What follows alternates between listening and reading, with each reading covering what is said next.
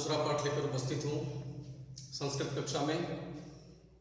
पाठ का शीर्षक है कर्म फलम। जैसा कि हम सभी जानते हैं कि हमारे धर्मशास्त्रों में भी कर्म को प्रधानता दी गई है। गीता में भगवान श्री कृष्ण ने भी कर्म पर जोर दिया। उन्होंने कहा कर्मण्येवाधिकारस्ते मा फलेषु कदाचन मा कर्म फल हेतु हो माते संगोस्तु कर्मणि। कि हे पार्थ, तुम केवल कर्म करो, कर्म पर तुम्हारा अधिकार है, कर्म फल पर तुम्हारा अधिकार नहीं। कर्म फल का हेतु मत बनो, और ऐसा भी ना हो कि कर्म में तुम्हारी आसक्ति ना हो। इसलिए केवल कर्म करो, कर्म के प्रति प्रतिबद्ध बनो। तुलसीदास जी ने भी रामचरितमानस में कर्म पर ही जोर दिया। कर्म प्रधान विश्व करी राखा। वहां भी कर्म को ही प्रधानता दी गई। इस प्रकार हम देखते हैं कि हमारे धर्म शास्त्रों में भी कर्म को ही प्रधान माना गया है। तो आज हमारे पाठ का शीर्षक है कर्म फलम। इस पाठ में दी गई कहानी को संक्षिप्त में कह रहा हूं। एक राजा था, बहुत ही कला प्रेमी। अतः उसने अपने राज्य में घोषणा करवाई कि जो भी अद्वितीय चित्र बनाकर लाएगा, जिसका भी चित्र अप्रतिम होगा, उसे आधा राज्य इनाम में दिया जाएगा। किंतु अपनी एक शर्त रखी कि जो भी इस कार्य में सफल नहीं होगा उसे मृत्युदंड दिया जाएगा। अब राजा की मुरादी सुनकर कोई इस कार्य के लिए तैयार नहीं हो रहा था। सबको भय सता रहा था कि यदि कार्य में सफलता नहीं मिली तो मृत्युदंड मिलेगा। किंतु एक युवा चित्रकार इस कार्य को करने के लिए उद्यत हुआ, तैयार हुआ। परंतु तभी उसके समकालीन चित्रकारों ने उसे समझाया कि यदि तुम इस कार्य में सफल नहीं होगे तो तुम्हें मृत्युदंड मिलेगा, अतः तुम्हारा परिश्रम व्यर्थ है। क्योंकि हम लोगों ने अपने जीवन में कभी भी अद्वितीय चित्र नहीं बनाया। फिर भी वह चित्रकार मन में यह ठान चुका था कि वह इस कार्य को करेगा। अतः वह राजा के समीप गया और राजा से अपनी इच्छा जताई। साथ ही कहा कि हे राजन, मुझे एक अलग से भवन की आवश्यकता पड़ेगी। मेरे लिए एक भवन की आवश्यकता की व्यवस्था होनी चाहिए, और उसमें मेरे सिवा कोई नहीं जाएगा। द्वारपाल जाएगा और खिड़की पर भोजन रखकर चलाएगा। मुझे इस कार्य को करने में 6 मास की अवधि लगेगी। राजा ने उसकी बात मान ली। चित्रकार के लिए महल की व्यवस्था कर दी गई। चित्रकार उसमें चला गया और अपना कार्य करने लगा।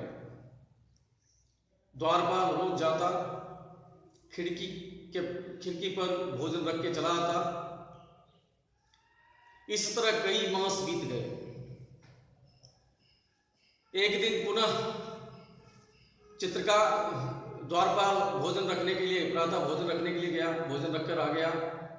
किंतु शाम में जब भोजन रखने के लिए गया तो देखा कि प्रातःकाल का भोजन उसी तरह रखा हुआ है। उसने सोचा कि अति व्यस्तता के कारण हो सकता है चित्रकार ने भोजन नहीं किया हो। अतः उसने शाम का भी भोजन रख दिया और चला गया। दूसरे दिन जब वह पुनः भोजन रखने के लिए आया तो देखता है कि कल सवेरे और शाम दोनों का भोजन यथावत रखा हुआ है। उसे आशंका हुई कि कहीं चित्रकार भाग तो नहीं गया। अतः उसने राजा को सूचना दी कि राजन, मुझे ऐसा प्रतीत होता है कि चित्रकार भाग गया। राजा ने जब सूचना सुनी तो वह दौड़कर आया, द्वारपाल को साथ लिया और उसके कक्ष के पास गया, उसके महल के पास गया। उसने आवाज लगाई चित्रकार को, लेकिन अंदर से कोई आवाज नहीं मिला, कोई प्रत्युत्तर नहीं मिला। फलस्वरूप राजा ने द्वारपाल से कहकर द्वार तोड़वा दिया।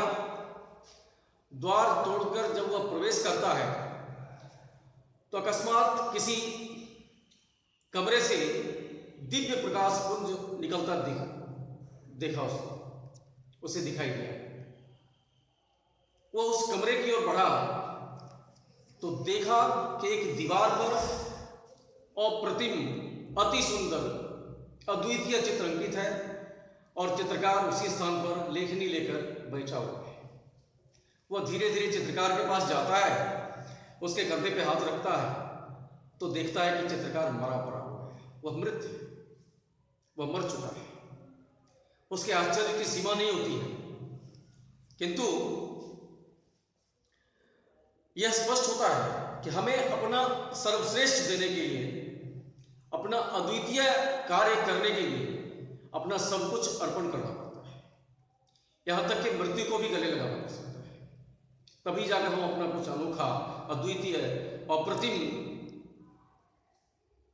चरित्र, अपना अप्रतिम कार्य प्रस्तुत कर सकते हैं। इसलिए कहा गया कि यज्ञ दान तपः कर्म न त्याज्यम कार्यमेव तत् यज्ञो दानम तपश्चैव पावनानि मनीषिणाः। अर्थात यज्ञ, दान, तप, ये तीनों नहीं त्यागने योग्य कर्म है। इन तीनों कर्मों का त्याग कदापि नहीं करना चाहिए, अपितु यह हमारे आवश्यक कर्तव्य है। हमें इसे कर्तव्य समझकर करना चाहिए, क्योंकि यही तीनों कर्तव्य, यज्ञ, दान और तप, मनीषियों को, विद्वानों को, बुद्धिमानों को, ज्ञानवानों को पावन करते हैं। उनके चरित्र को, उनके ज्ञान को, उनकी बुद्धि को निर्मल बनाते हैं, स्वच्छ बनाते हैं। तो हमने आज इस पाठ में कर्म पर चर्चा की